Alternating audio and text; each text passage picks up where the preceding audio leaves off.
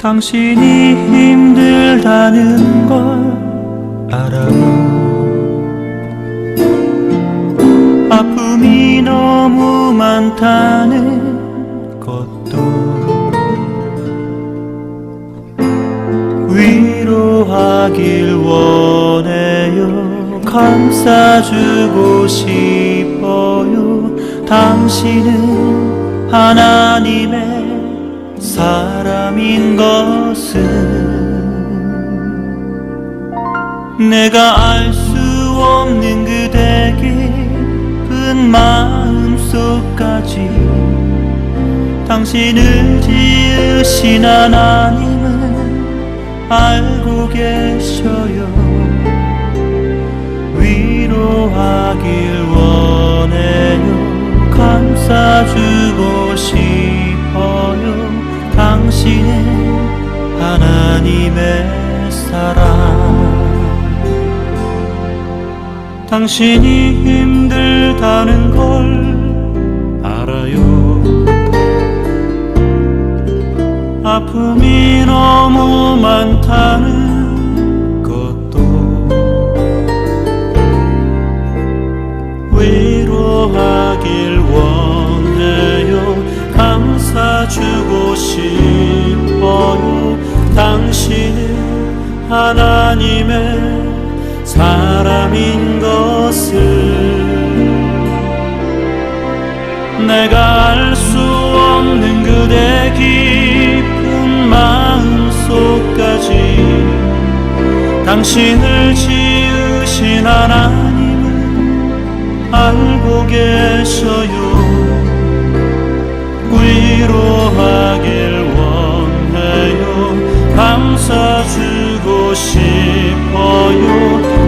당신은 하나님의 사랑.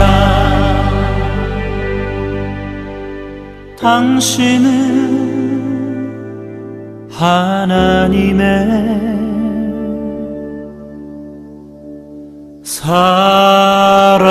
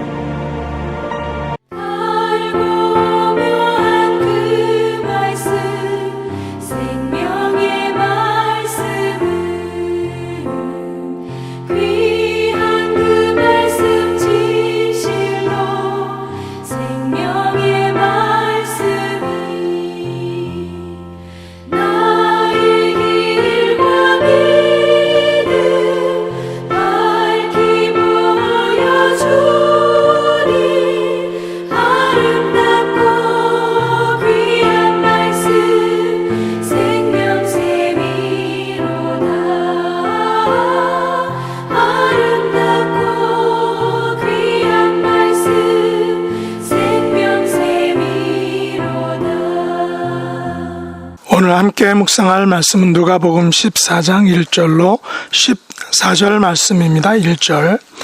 안식일에 예수께서 한 바리새인 지도자의 집에 떡 잡수시러 들어가시니 그들이 엿보고 있더라. 주의 앞에 수정병 든 한 사람이 있는지라. 예수께서 대답하여 율법 교사들과 바리새인들에게 이르시되 안식일에 병 고쳐주는 것이 합당하냐 아니하냐.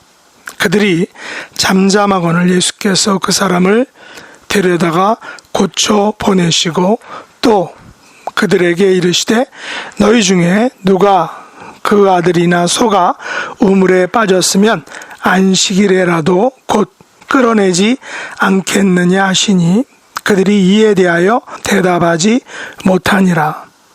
청함을 받은 사람들이 높은 자리 택함을 보시고 그들에게 비유로 말씀하여 이르시되 내가 누구에게나 혼인잔치에 청함을 받았을 때에 높은 자리에 앉지 말라.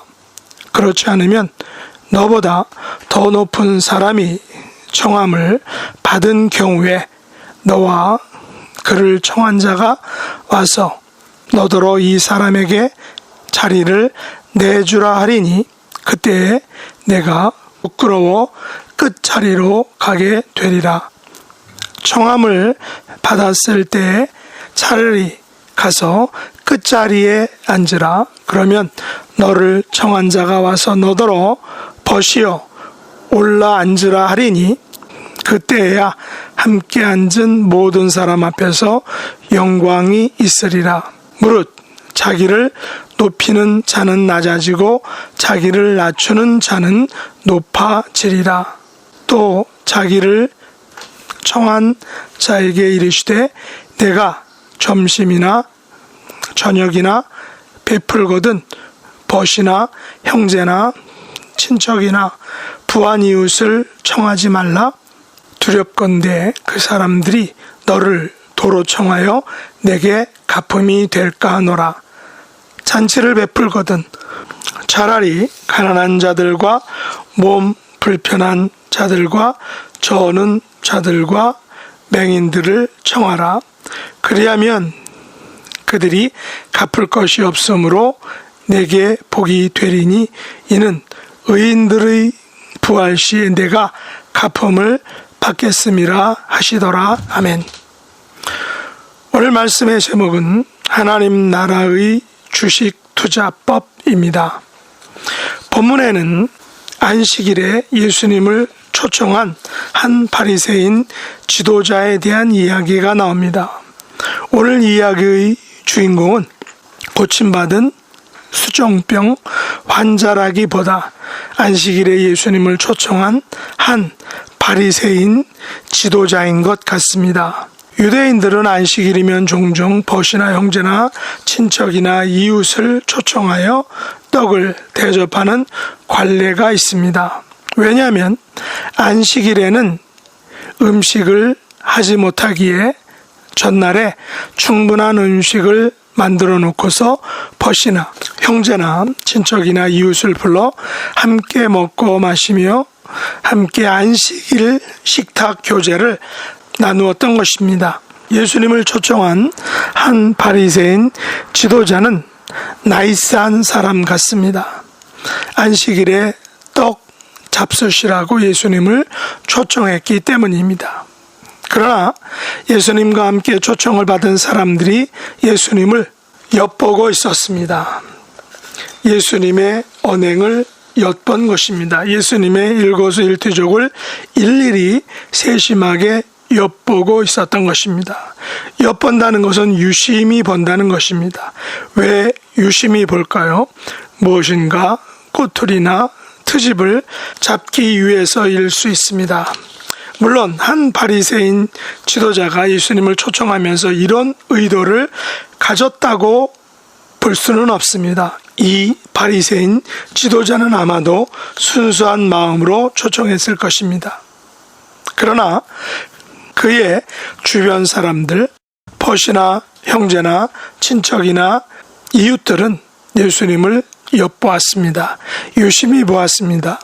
무엇인가 꼬투리를 잡으려고 지켜보았던 것입니다. 마침 그들의 엿보는 행동에 딱 들어맞는 사건이 일어났습니다. 수정병 든 한 사람이 예수님 앞에 있었던 것입니다. 이 수정병 든 사람도 어쩌면 호스트인 바리새인 지도자에 의해서 초청을 받은 벗이나 형제나 친척이나 이웃 중 한 사람일 수 있습니다. 분명하게 이 사람도 초대받은 사람일 것입니다. 이 사람의 병명은 수정병, 다른 말로 고창병입니다. 수정병은 혈액 중 액체 성분이 신체의 특정 부위에 차서 몸이 붓는 현상을 말합니다. 환자는 끝없는 갈증에 시달리는데 물을 마시면 더욱 목이 말라 증세가 심해진다는 것입니다. 본문은 수정병 환자가 어떻게 그 자리에 오게 됐는지에 대해서는 함구하고 있습니다. 집주인의 초청을 받았을 수도 있고 아니면 바리새인들이 안식일에 예수님께서 그를 치료해서 안식일을 범할지를 엿보려고 고의로 그를 오게 했을 수도 있습니다. 그러나 예수님은 이들이 엿보고 있음에도 불구하고 안식일에 수정병 든 사람을 고쳐주셨습니다. 그들의 엿보는 꼼수에 정면 돌파를 택하신 것입니다. 예수님께서는 고치시기 전에 율법 교사들과 바리새인들에게 이렇게 물어보셨습니다. 안식일에 병 고쳐주는 것이 합당하냐 아니하냐. 그들은 잠잠했습니다. 아마도 전에 예수님께서 안식일에 병자를 고쳐주셨을 때에 사람들은 예수님의 행동을 정죄했지만 결과는 예수님으로부터 안식일의 의미에 대한 정곡을 찌르는 그런 신랄한 가르침을 받았던 기억이 있습니다. 예수님으로부터 안식일의 의미도 모른다라고 매우 심한 꾸중을 들었던 것을 그들은 기억했을 것입니다. 그래서인지 잠잠했다는 것입니다. 예수님께서는 수정병 든 사람을 그 안식일에 초청받은 그 집에서 고쳐주셨던 것입니다.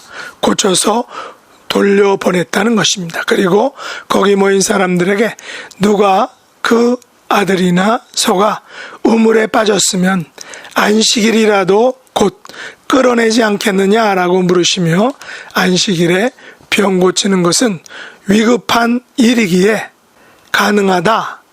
안식일의 예외 규정에 해당된다라고 말씀하신 것입니다. 이것은 안식일이 어떤 형식에만 매여서 안식일의 의미, 사랑의 법을 행하지 못하는 잘못을 범해서는 안 된다라고 말씀하신 것입니다. 거기 모인 사람들은 안식일에 모여서 떡을 먹으려고 즐기려고 모였을 뿐 예수님께서는 그들에게 아들이나 소가 우물에 빠진 위급한 상황에는 전혀 관심이 없음을 지적하신 것입니다. 그들에게 안식일은 예배를 드리고 떡을 만들어서 벗과 형제와 친척과 이웃을 불러 자기들만의 잔치, 자기들만의 만찬 자리로 생각했다는 것입니다. 그러나 예수님께서는 안식일은 벗과 형제와 친척과 이웃과 먹고 마시는 것이 전부가 아니라 아들이나 소가 우물에 빠졌다는 마음을 가지고 가난한 자들과 몸이 불편한 자들과 저는 자들과 맹인들을 초청하여 떡을 먹으라 라고 말씀하신 것입니다. 안식일을 의미 있게 지켜야 한다라고 말씀하신 것입니다.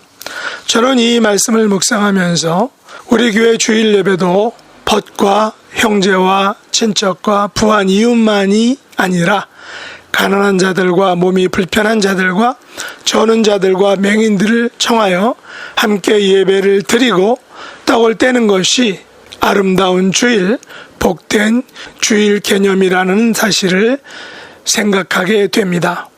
우리는 주일 예배가 단지 벗과 형제와 친척과 부한 이웃을 위한 주일과 예배만이 아니라 가난한 자들과 몸이 불편한 자들과 저는 자들과 맹인들을 청해, 다시 말해서 믿지 않는 자들을 초청해서 드리는 예배, 그들과 함께 교제가 이루어지는 더욱 아름답고 복된 주일이 되어야 한다라는 것입니다. 이것이 바로 하나님 나라의 투자 방법이다라고 생각합니다.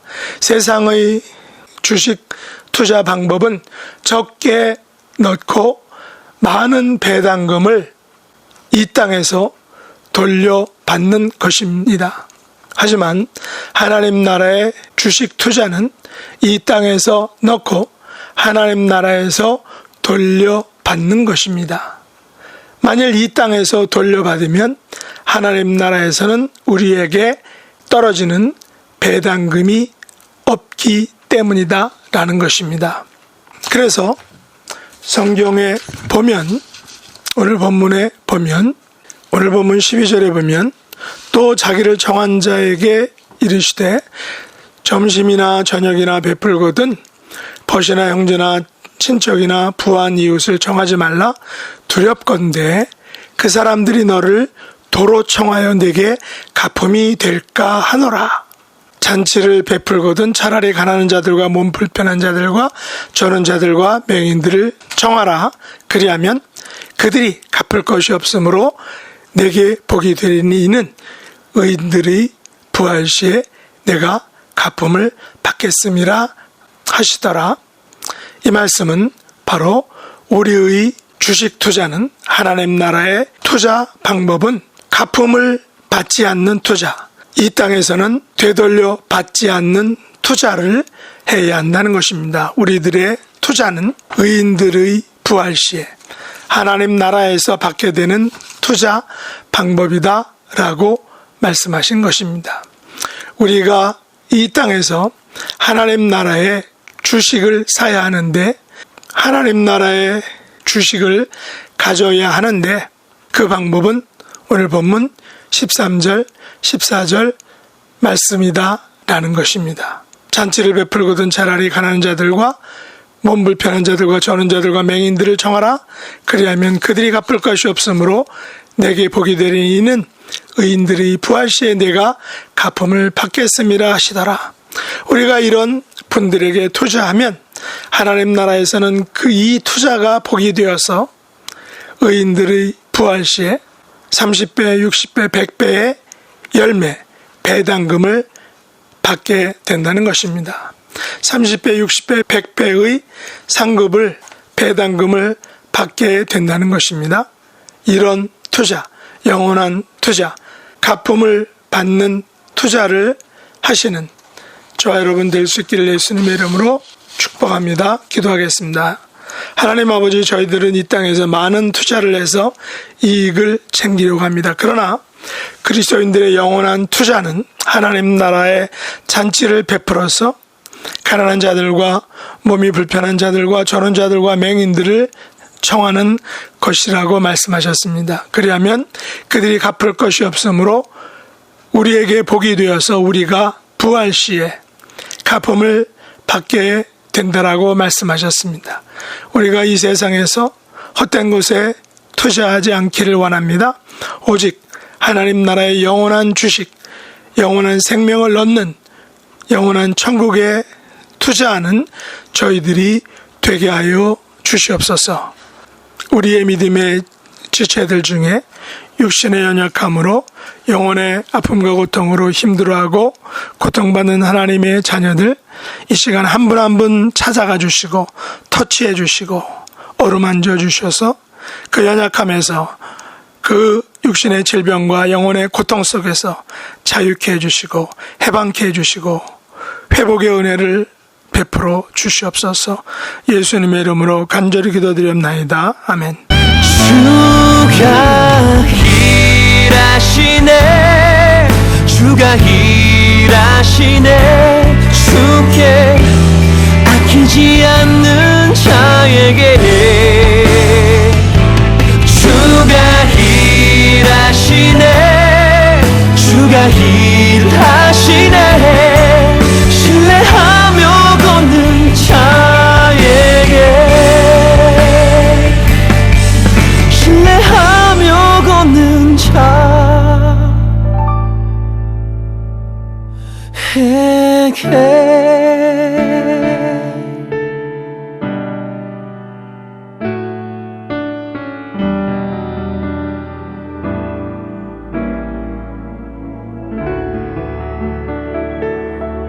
하늘에 계신 우리 아버지여, 이름이 거룩히 여김을 받으시오며 나라에 임하옵시며 뜻이 하늘에서 이룬 것 같이 땅에서도 이루어지이다. 오늘날 우리에게 일용할 양식을 주옵시고 우리가 우리에게 죄 지은 자를 사하여 준 것 같이 우리 죄를 사하여 주옵시고 우리를 시험에 들게 하지 마옵시고 다만 악에서 구하옵소서. 대개 나라와 권세와 영광이 아버지께 영원히 싸움나이다. 아멘.